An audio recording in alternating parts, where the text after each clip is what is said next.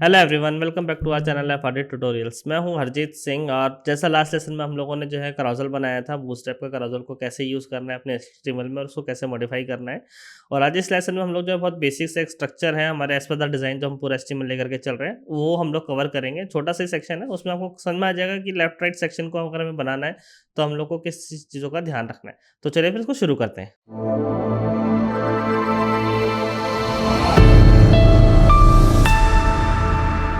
तो जैसा अभी स्क्रीन पे देख रहे हैं, हम लोगों ने ये स्लाइडर बनाया था। अभी जो है हम लोग ट्राई करेंगे कि इस वाले सेक्शन को बना लें। छोटा सा ही होगा लेसन, ज़्यादा बड़ा नहीं है बिकॉज इतना बड़ा सेक्शन है नहीं। और इसको कैसे हम बनाएंगे वो भी हम लोग ले लेंगे, ठीक है। तो चलते हैं यहाँ पे। अब ये है हमारे पास में, ठीक है। और ओके, गॉट इट। तो चलते हैं फिर। जैसे यहाँ पे देख रहे हैं, हमें एक सेक्शन चाहिए होगा सबसे पहले। तो चलते हैं अगेन बूटस्ट्रैप में कराउजल के सेक्शन के नीचे, राइट। और यहाँ पे हम लोग एक सेक्शन बना लेते हैं। अब इसको नाम क्या देना वो आपकी मर्जी है। तो अभी के लिए हम लोग यहाँ पे कॉफ़ी सेक्शन दे लेते हैं for now. So let's example लेते हैं क्लास, तो कॉफ़ी सेक्शन सेव करते हैं। Now go back here. कुछ आएगा नहीं बिकॉज अभी कुछ है नहीं। तो चलते हैं यहाँ पे अभी। सो बेसिकली बूटस्ट्रैप में हम लोग यूज़ करते हैं। अगर आप देखेंगे डिज़ाइन में तो ये एक इमेज हमारे पास में यहाँ पे है। और अगर आप ये देखेंगे तो एक कंटेनर के अंदर हमारा सेक्शन है। तो इससे पहले हमें सबसे पहले क्या लेना पड़ेगा उसके लिए, कंटेनर। तो डिव लेते हैं, क्लास लेते हैं, कंटेनर की क्लास बनाते हैं ऑलरेडी जो बनी हुई है बूटस्ट्रैप की। सेव कर लेते हैं, अब कुछ भी डालते हैं, सेव करते हैं। चलते हैं again, go back to refresh करते हैं और यहाँ पे हमारे पास में आ गया कंटेनर के अंदर ऑटोमेटिकली आ गया। हमें कंटेनर डालने की ज़रूरत है नहीं, ठीक है। अब यहाँ पे दो सेक्शन है। तो एक चीज़ का हमेशा खास ख्याल रखना है हमें, बूटस्ट्रैप में जब हम कोई बनाते हैं, कोई भी सेक्शन या कोई भी हमें कॉलम्स बनाने होते हैं, हमें सबसे पहले उसके अंदर रो लेना ज़रूरी है। मैंने बहुत देखा है, बहुत लोग जो इवन एक्सपर्ट्स लोग भी बहुत गलती करते हैं कि वो लोग क्या करते हैं कि सीधा बिना रो के कंटेनर के अंदर सीधा सीधा call S M call M D ले लेते हैं, जो कि सही नहीं है। क्योंकि आगे चल के वो मल्टीपल डिवाइसेस में कहीं ना कहीं फिर स्क्रॉल आता है और फिर हम ढूंढते रह जाते हैं कि वो स्क्रॉल हमारा आ क्यों रहा है। वो बहुत बहुत इशूज़ हुए हैं, मतलब काफ़ी एक्सपीरियंस लोग भी ये गलती करते हैं, मिस आउट हो जाता है कभी गलती से भी। तो हमेशा ध्यान रखना है, तो रो होना ज़रूरी है। अब जैसे इसके अकॉर्डिंगली आप देख रहे हैं यहाँ पे हाफ हाफ है अप्रोक्सीमेटली, तो हम 6 अभी ले लेते हैं, बाद में अकॉर्डिंगली देख के इसको ठीक कर लेंगे। तो क्लास लेते हैं कॉल SM6, अगेन डिव लेते हैं, क्लास लेते हैं कॉल SM6,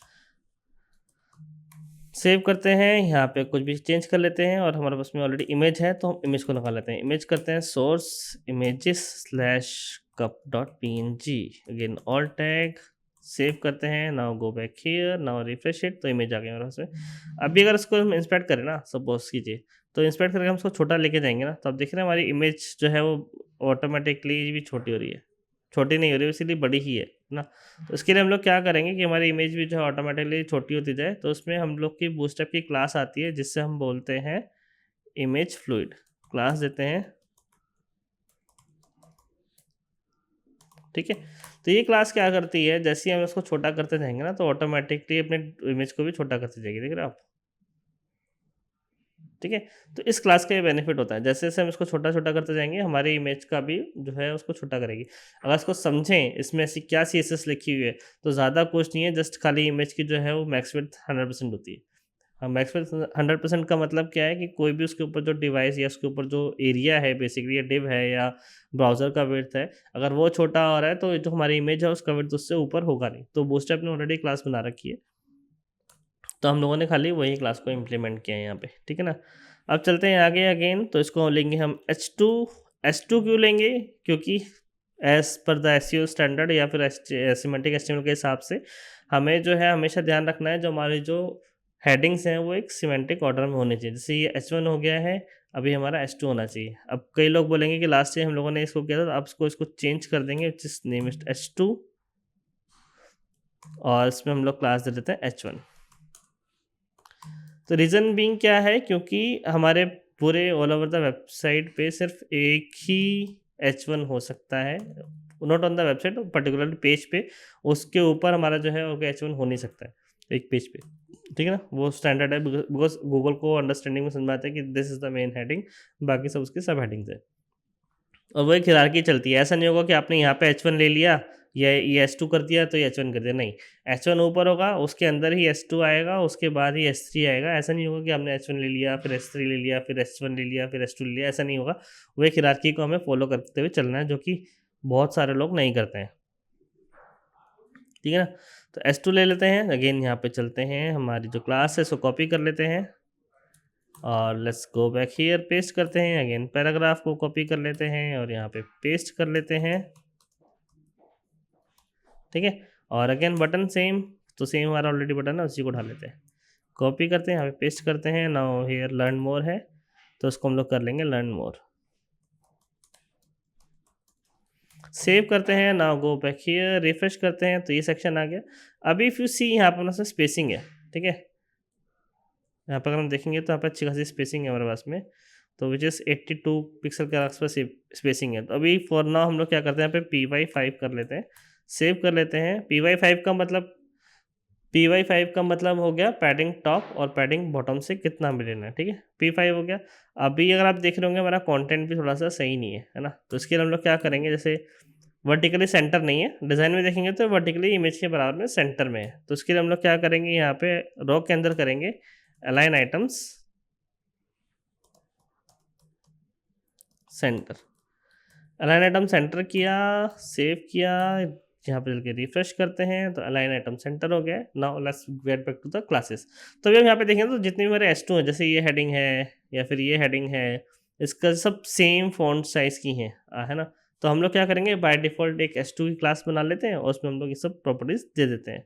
तो चलते हैं यहाँ पे और टॉप पे चलते हैं, S2 की क्लास बनाते हैं और देते हैं फ़ॉन्ट साइज़ कितना है, यहाँ पे देख लेते हैं, फ़ॉन्ट साइज़ 54 पिक्सल है, ठीक है ना। फ़ॉन्ट फैमिली आ गया हमारे पास में, प्ले फ्लेयर डिस्प्ले, और जो कलर है हमारा वो भी हम लोग ले लेते हैं, सेव करते हैं। और फ़ॉन्ट विड्थ है 700, तो फ़ॉन्ट विड्थ 700 कर लेंगे, सेव करते हैं। Now go back here, refresh it, तो जहाँ भी हमारा S2 होगा वहाँ पे हमारा उसमें क्लासेस आ जाएंगे, ठीक है। अगर आप पैराग्राफ की बात करें, यहाँ पे पैराग्राफ में फ़ॉन्ट साइज 20 पिक्सल है, रेगुलर है, तो एक बार चेक करते हैं कि हर जगह पे सेम है क्या, तो सेम 20 है, यहाँ पे 18 है, यहाँ पे 14 है, ओके। तो अलग अलग है, तो अलग अलग हैं, तो उसके लिए हम लोग क्या करेंगे, यहाँ पे क्लास लगाते हैं पैराग्राफ के अंदर, सेव करते हैं, ब्राउज़र पे चलते हैं, अगेन रिफ्रेश करते हैं, तो आप देखेंगे लीड पे ऑटोमेटिकली जो है ये बड़ा हो गया। तो बूटस्ट्रैप का ऑलरेडी एक स्पेसिफाइड क्लास है कि अगर आप लीड की क्लास देंगे तो ऑटोमेटिकली उसका जो फॉन्ट साइज़ है वो बड़ा हो जाएगा, ठीक है। तो बाय डिफ़ॉल्ट 20 पिक्सल हो गया, क्योंकि जो बाय डिफ़ॉल्ट इसका है वो 16 होता है 1 आरईएम, तो 1.25 आरईएम जो है वो 20 पिक्सल हो गया, ठीक है ना। और हम यहाँ पे देखेंगे तो यहाँ पे हमारा जो है वो 20 पिक्सल ही है, तो हमें कुछ चेंज करने की ज़रूरत नहीं, जस्ट ओनली कलर है। तो हम लोग क्या करेंगे, यहाँ पे चलते हैं और लीड में ही एक हम अपना कलर दे देते हैं, ताकि हम कहीं भी अगर हम इसको लीड की क्लास देंगे तो हमारा फ़ॉन्ट साइज़ ये हो जाएगा, उसका कलर जो है वो चेंज हो जाएगा, राइट। अगर आप यहाँ पर लाइन हाइट देखेंगे, लाइन हाइट 34 पिक्सल है और हमारे पास में जो लाइन हाइट आ रही है इसकी वो शायद कम है, आई गेस। तो आई डोंट नो, यहाँ तो नहीं दिखा रहा है, तो लेट्स से लाइन हाइट अभी हम दे के देख लेते हैं एक बार। लाइन हाइट 34 पिक्सल, सेव करते हैं। Now go back here, refresh कर दिया, अभी ठीक है, ठीक है ना। अभी इसमें एक चीज़ हो रहा है, अब जैसे अब यहाँ पे देख रहे हैं, यहाँ पे गैपिंग है, तो अभी हमने क्या किया था, ऊपर तो हम लोगों को जब ज़्यादा हमें पैडिंग देनी है अपने अकॉर्डिंगली तो हम उसको खुद से लिख लेते हैं, अदरवाइज़ हम बूटस्ट्रैप की पैडिंग यूज़ करते हैं। फॉर एग्जांपल जैसे कि यहाँ पे अगर हमें स्पेसिंग देखूँ तो 29 पिक्सल की ही स्पेसिंग है, ठीक है। तो हम लोग यहाँ पे क्या करेंगे, ऑलरेडी यहाँ पे सीधे जाएंगे क्लास में और फॉर एग्जांपल यहाँ पे PT4 पिक्सल, सेव करते हैं और यहाँ पे चल के रिफ्रेश करते हैं, तो ऑटोमेटिकली उतना स्पेस जो हमारा उसमें आ जाएगा। PT4 ऑलरेडी इसका डिफाइंड होता है, अगर आपको चेंज करना है तो आप कर सकते हैं, but I would suggest by default ही हम लेके चलते हैं, ज़्यादा कोई दिक्कत होती नहीं है। PT4 में अगर आप देखेंगे तो ऑटोमेटिकली 24 पिक्सल का गैप आ रहा है और यहाँ पे भी हमारे पास में अप्रॉक्सीमेटली 29 उतना ही है, ठीक है ना, ज़्यादा डिफरेंस है नहीं, ठीक है। अगर आपको एक्यूरेट चाहिए, कई बार क्या होता है, बहुत सारे लोगों को होता है कि एक्यूरेट ही चाहिए, कि अगर फिग्मा में अगर 1 पिक्सल भी ऊपर नीचे है और डिज़ाइन में अगर 1 पिक्सल भी ऊपर नीचे है तो बहुत किच-किच करता है, बहुत सारे लोग होते हैं जैसा करते हैं, व्हिच इज़ मैंने भी बहुत बार फेस किया। तो इस केस में आपको खुद से ही बना के रखनी पड़ेगी। तो जनरली क्या होता है, जब जो एक्चुअली गुड यूआई/यूएक्स डिज़ाइनर्स होते हैं, दे नोज़ कि अगर बूटस्ट्रैप पे हम लोग काम कर रहे हैं तो हमें कितना गैपिंग उसके अकॉर्डिंगली हमें कितना एडजस्ट करना है, अनटिल अनलेस वो बहुत ही ज़्यादा क्रिएटिव लेआउट नहीं है तो, ठीक है ना।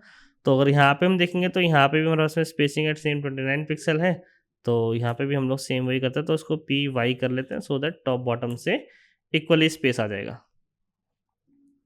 ठीक है ना, ये क्लियर हो गया।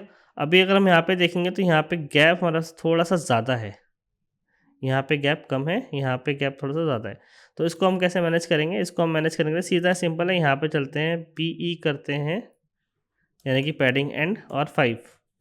ठीक है, रिफ्रेश करके देखते हैं तो ऑटोमेटिकली गैप जो है वो बढ़ गया है। ठीक है ना, अभी हम इमेज की बात करें यहाँ पे, तो एक बार चेक कर लेते हैं इमेज प्रॉपर आ रही है नहीं आ रही है। अब जैसे यहाँ पे इमेज है, ठीक है, तो आप देख रहे हैं यहाँ पे इमेज हमारी लेफ्ट अलाइन में है, जबकि उसको सेंटर अलाइन होना चाहिए ना। तो सेंटर अलाइन होने के लिए हम लोग क्या करेंगे, फिर यहाँ पे हमें पी की ज़रूरत नहीं पड़ेगी। यहाँ पे चलते हैं टेक्स्ट सेंटर की क्लास देते हैं, तो जैसे हमने क्लास दी तो ऑटोमेटिकली हमारी इमेज जो है वो सेंटर अलाइंड हो गई है। ठीक है ना, अभी आप देखिए तो एक्यूरेट है, तो पी ई की क्लास हम दे सकते हैं, तो दे ही देते हैं यहाँ पे ना। So for example P E 5 save करते हैं, now go back here, refresh करते हैं, नाउ इट लुक्स बेटर। ठीक है, अब लास्ट में हमारे पास में एक इमेज बचती है, ये इमेज हम कैसे लगाएंगे? तो इसको पहले एक बार एक्सपोर्ट कर लेते हैं हम लोग, यहाँ पे एक्सपोर्ट कर लेते हैं इमेज को कॉफ़ी ब्लास्ट के नाम से। ठीक है, और चलते हैं यहाँ पे। अब जैसे वो इमेज जो हमारी कंटेनर के बाहर है, तो हम लोग क्या करेंगे, कंटेनर के बाहर ही हम लोग उस इमेज को लगा लेंगे। तो डलते हैं image source images slash coffee blast dot png इन ऑल्ट img फ्लूइड, ऑल्ट में कुछ नहीं डालते हैं, क्लास लिखते हैं img फ्लूइड, सेव करते हैं, now go back here and then refresh it. ये हमारी इमेज आ गई। देख रहे हैं बहुत ज़्यादा दिक्कत, स्पेसिंग बहुत ज़्यादा है। अगर हम यहाँ पे देखेंगे तो हमारे पास जो इमेज है वो ऑटोमेटिकली बहुत ज़्यादा हो रखी है, तो उसको हम चाहे तो क्रॉप करके एक्यूरेट कर सकते हैं। तो एक बार मैं इसको क्रॉप कर लेता हूँ, देन फिर हम लोग उसको देख लेते हैं। ठीक है, तो हमने यहाँ पे इमेज क्रॉप कर ली ऑलरेडी, रिफ्रेश करेंगे तो अब क्रॉप वाली इमेज जो हमारी यहाँ पे आ गई है। ठीक है ना, अभी अगर हम डिज़ाइन को मैच कराएंगे तो यहाँ पे चलते हैं, अगर तो आप देखेंगे तो ये एक्यूरेट है, राइट, हाँ ऑलमोस्ट एक्यूरेट है, थोड़ा सा स्पेसिंग का है। तो स्पेसिंग आप चाहें तो उसमें खुद की क्लास डाल के मार्जिन टॉप से माइनस में भी कर सकते हैं, but I guess it's looks better. तो थोड़ा सा ऊपर कर लेते हैं, तो लेट्स से क्लास देते हैं इसमें, तो इसको नाम देते हैं कॉफ़ी ब्लास्ट, क्योंकि बूटस्ट्रैप के अंदर मार्जिन माइनस के लिए कोई क्लास नहीं होती है। ठीक है ना, तो हम चलते हैं मार्जिन टॉप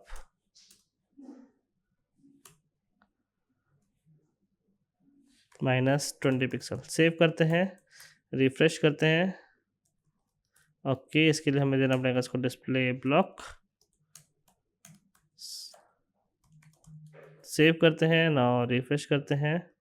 ठीक है, इंस्पेक्ट करें अगर हम यहाँ पे इसको, तो देखेंगे तो कि हमारी क्लास नहीं आई है, क्योंकि हमने सेम क्लास का नाम 2 बार दे दिया है। तो उसको कट कर लेते हैं, यहाँ पे करते हैं पेस्ट, रिफ्रेश, सेव करते हैं, रिफ्रेश करते हैं, नाउ भी वो आ गया। ठीक है, थोड़ा और ऊपर करना है तो थोड़ा और ऊपर भी हम उसको कर सकते हैं अपने अकॉर्डिंगली। ठीक है, 40 कर लेते हैं, तो लेट्स मेक इट -40 पिक्सल। ठीक है ना, अभी एक चीज़ और मैंने अभी ध्यान दिया है, यहाँ पे आप देखेंगे तो इसके अंदर में शेडो आ रही है बटन के अंदर, जो हमने अभी तक नहीं दिया है ना। तो शेडो भी दे देते हैं, तो ड्रॉप शेडो को कॉपी कर लेते हैं, सिंपल है।